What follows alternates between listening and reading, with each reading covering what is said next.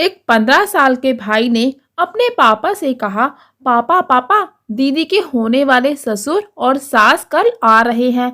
अभी अभी जीजा जी ने फोन पर बताया। दीदी मतलब उसकी बड़ी बहन की सगाई कुछ दिन पहले ही एक अच्छे घर में तय हुई थी। दीनदयाल जी पहले से ही उदास बैठे थे। धीरे से बोले, हाँ बेटा, उनका कल ही फोन आया था कि वो 1-2 दिन में दहेज की बात करने आ रहे हैं। बोले कि दहेज के बारे में आपसे जरूरी बात करनी है। बड़ी मुश्किल से यह अच्छा लड़का मिला था।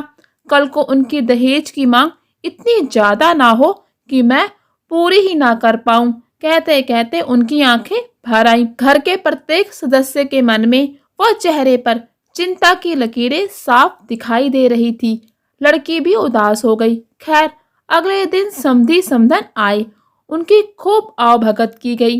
कुछ देर बैठने के बाद लड़के के पिता ने लड़की के पिता से कहा, दीनदयाल जी, अब काम की बात हो जाए। दीनदयाल जी की धड़कन बढ़ गई। बोले, हाँ हाँ समधी जी, जो हुक्म करें आप। लड़के के पिताजी ने धीरे से अपनी कुर्सी दीनदयाल जी की ओर खिसकाई और धीरे से उनके कान में बोले, दीनदयाल जी, मुझे दहेज के बारे में बात करनी है।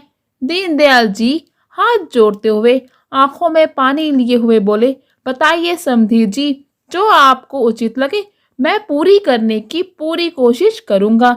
समधी जी ने धीरे से दीनदयाल जी का हाथ अपने हाथों से दबाते हुए बस इतना ही कहा, आप कन्यादान में कुछ भी देंगे या नहीं भी देंगे, थोड़ा देंगे या ज्यादा देंगे, मुझे सब स्वीकार है, पर कर्ज लेकर आप 1 रुपया भी दहेज में मत देना, वो मुझे स्वीकार नहीं है। क्योंकि जो बेटी अपने बाप को कर्ज में डुबो दे, वैसी कर्ज वाली लक्ष्मी मुझे स्वीकार नहीं। मुझे बिना कर्ज वाली बहू ही चाहिए, जो मेरे यहाँ आकर मेरी संपत्ति को 2 गुना कर देगी।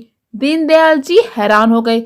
उनसे गले मिलकर बोले, समधी जी, बिल्कुल ऐसा ही होगा। तो दोस्तों, इस कहानी से हमें यही सीखने को मिलता है, ना तो हमें कर्ज वाली बहू देनी चाहिए और ना ही स्वीकार करनी चाहिए। ना तो दहेज ले और ना ही दहेज दे। इस कुप्रथा को खत्म करना चाहिए। Thank you friends.